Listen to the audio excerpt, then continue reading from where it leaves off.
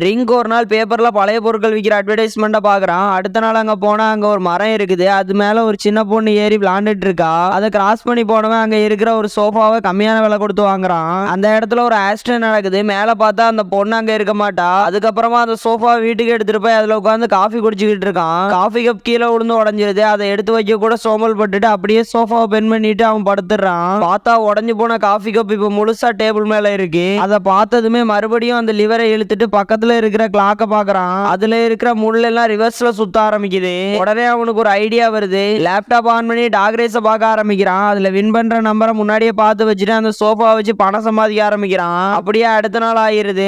ஆக்சிடென்ட்ல மாட்டின அந்த பொண்ணோட ஞாபகம் அவனுக்கு வருது. உடனே அந்த லிவரை இழுத்துட்டு சரியான டைமுக்கு போய் அந்த பொண்ணை காப்பாத்திடுறான். ஆனா பின்னாடி வந்த கார் அவனை இடிச்சிருது. பார்த்தா இதுக்கு முந்தின நாள் அந்த ஆக்சிடென்ட்ல மாட்டினதும் இவன் தான். அந்த பொண்ணை காப்பாத்துறதுக்காக இவன் டைம் டிராவல் பண்ணி வந்து ஒரு டைம் லூப்ல மாட்டி திரும்ப திரும்ப செத்துட்டு இருப்பான்.